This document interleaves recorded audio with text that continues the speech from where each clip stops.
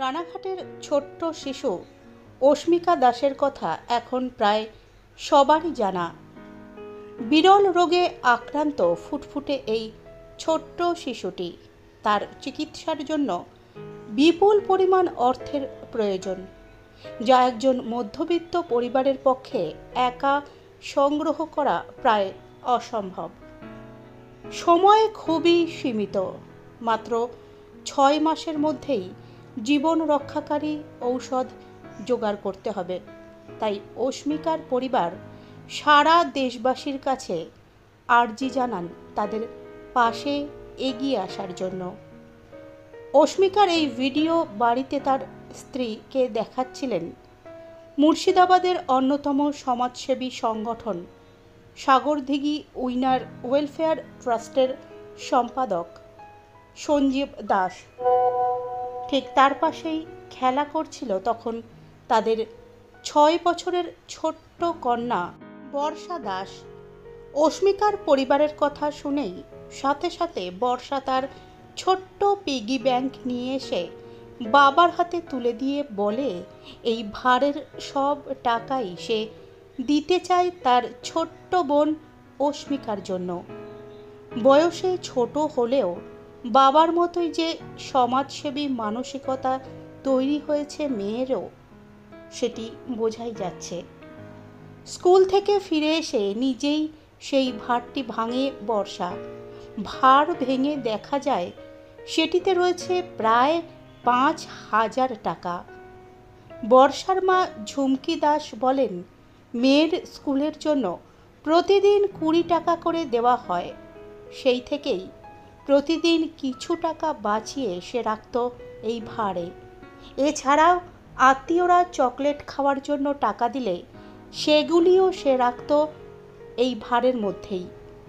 রবিবার পায়েল মিঠাই সরকার অর্গানাইজেশনের এমডি ও অভিনেত্রী পায়েল মিঠাই সরকারের উপস্থিতিতে ট্রাস্টের সম্পাদক সঞ্জীব দাস, ওনার স্ত্রী ঝুমকি দাস ও কন্যা বর্ষা দাস নিজের 5,000 টাকার সাথে উইনার ওয়েলফেয়ার ট্রাস্টের পক্ষ থেকে 15,000 টাকা সহ মোট 20,000 টাকা তুলে দেয় অস্মিকার পরিবারের হাতে।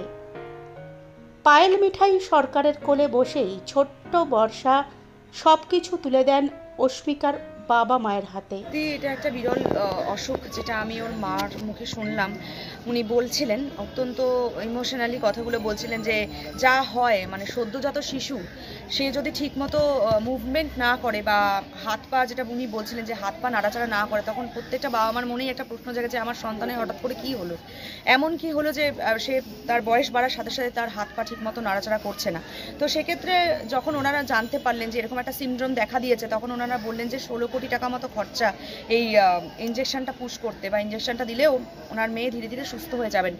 তখন সেখানে যখন আমাদের একটা ভবিষ্যৎ প্রজন্ম, একটা ফুটফুটে ছোট্ট বাচ্চা মেয়ে, যাকে আমরা তার মা বাবার কোলে ফিরিয়ে দিতে পারলে যে আনন্দটা আমাদের হতে পারে, তার থেকে বড় আনন্দ কিছু হতে পারে না। কারণ ওর এই সুন্দর হাসিটা কিন্তু অমূল্য। অর্থাৎ এটা কোনো টাকা দিয়ে, কোনো পয়সা দিয়ে তাকে কেনা যায় না। তাই আমার মনে হয়েছে, এবং আমার অর্গানাইজেশনের পক্ষ থেকে আজকে অস্মিকার হাতে তার আমাদের সাধ্য মতো প্রায় 1 লক্ষ টাকার মতো, এবং তার সঙ্গে নিত্য নৈমিত্তিক যা যা সামগ্রী, যেটা ওর জীবনে কাজে লাগবে, খাওয়া দাওয়া থেকে শুরু করে আরও সমস্ত কিছু, সেই সব কিছুই কিন্তু তুলে দেওয়া হলো আমাদের অর্গানাইজেশনের পক্ষ থেকে। যেখানে আমার ছোট্ট একটি বোন ছিল, বর্ষা দাস, মুর্শিদাবাদের সাগরদিঘি থেকে এসছে, যে নিজের লক্ষ্মীর ভাণ্ডার ভেঙে, মানে ও নিজের টিফিনের টাকা, ওকে যারা মানে রিলেটিভসরা তাকে যে টাকা পয়সাগুলো দিত, সেগুলো আস্তে আস্তে জমিয়েছিল। যখন সোশ্যাল মিডিয়ায় একদিন হঠাৎ করে ও গেম খেলতে খেলতে এই ছোট্ট বোনটিকে দেখে, তখন ওর বুকটা কুকড়ে ওঠে, ওর মন কেঁদে ওঠে, যে ওর মনে হয় যে আমার এই ছোট্ট বোনটিকে আমি ওর বাবা মার কোলে সুস্থ অবস্থায় ফিরিয়ে দেবো। সেখান থেকেও কিন্তু ও 6,000 টাকা নিজের ওই লক্ষ্মীর ভাণ্ডার ভেঙে টিফিনের পয়সা জমিয়ে সেই বাচ্চাটিকে কিন্তু ও আজকে কিন্তু ওর সুস্থ হওয়ার জন্য কিন্তু ও খরচ করার জন্য দিল। তো আমার মনে হয় যে বাংলার প্রত্যেকটা মানুষের মধ্যে এই জাগরণটা যেন হয়। একটা ছোট্ট বাচ্চা মেয়ে যার বাবা মা এতটা লড়াই করছে জীবন যুদ্ধে, তাকে যেন আমরা ওর বাবা মার কোলে ফিরিয়ে দিতে পারি, এটাই আমাদের ইচ্ছে, আর কিছু না। অল্প সময় তার মধ্যে যে মানুষের যে আবেগ, এটা তো নিশ্চয়ই কাজ করছে। আপনি যেমন সুদূর কলকাতা থেকে এসছেন, তা মানুষ কি একটু সাহায্য করতে কি একটু আটকে যাচ্ছে না? দেখুন, মানুষের মানসিকতাটাকে তো আর জাগ্রত করার আমার মনে হয় না সে নিজের বিবেককে জাগ্রত বোধ করতে পারে। কারণ আজকে আমরা যদি মনে করি যে আমাদের সামর্থ্য মতো আমরা ওকে কিছু দেবো, তাহলে কিন্তু ওর ট্রিটমেন্টটা হয়ে যায়। ওর এখন 7,69,00,000 টাকা জোগাড় হয়ে গেছে।